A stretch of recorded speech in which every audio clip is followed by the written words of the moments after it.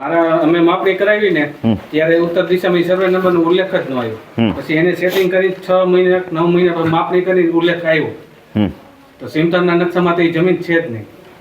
શેખડાબારાના કેસમાં લઈ જવું પડે, એમાં જ ખબર પડે. સુપર ઇમ્પોઝર આ બેહાડું આપણા ભાઈ ને આપણી યારે શું વાંધો છે ને આપણામાં પછી કબજો બતાવ્યો વીઘા એકનો. હા તો આપણે કેસ દાખલ કરો ત્યાં જ અને મૂળ સીમતળનો નકશો જોડો. કેસી ચલાવશે આપણો દસ્તાવેજ છે એમાં આપણો ઉલ્લેખ જ ન છે બાજુમાં મારી જમીન. આપણું ચોખ્ખું હોય ને આપણું ટીપણ બેતું તો આપણા ટીપણમાં કોઈને આવવાનો અધિકાર નથી. એનું એ શેખડાબારાના કેસ હલાવીને એનું એ ચોખ્ખું કરે. બરોબર, આપણામાં એને ગરવાનું થતું નથી કારણ કે આપણું ટીપણ તો બેસી જાય છે. હવે એની જગ્યાએ આપણે છીએ કે આપણો નકશો નથી બેતો, મારું આનામાં નીકળે તો મારે કેસ ચલાવવો પડે ને. શેખડાબારાનો કેસ મારે ચલાવવો પડે.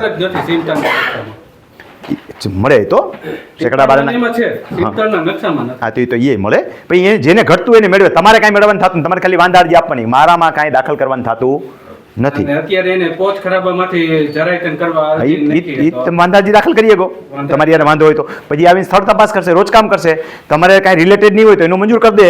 તમારા રિલેટેડમાં હશે તો ના મંજૂર કરશે. તમારે ત્યારે દેખાડવું કે આ જમીન મારી છે, અહીં સુધી મારું ટીપણ બે છે, આ માપણી સીટ જોઈ લે તો એનું અટકી જશે. અને તમારી સમજણ ફેર હશે કે ભાઈ તમારામાં નથી, બતાવી દે જો આ તો આની એની બહાર છે. બરોબર, તોય તમને અસંતોષ હોય તો સુપર ઇમ્પોઝની માંગણી કરજો તમે. એમાં 5 જણા સહી કરશે. પછી તો તમારે કરવા દેવાનું રહે એને. કોઈ પણ વાંધારજી નાખે તો વાંધારજીનો અમલ થાય તેવું જરૂરી નથી.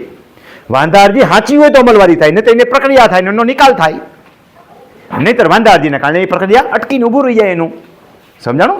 હંમેશા ફરિયાદી સાચો છે એમ ન માની લેવામાં આવે. ફરિયાદી સાચો છે એ પ્રક્રિયા થયા પછી સાબિત થાય. રેડી?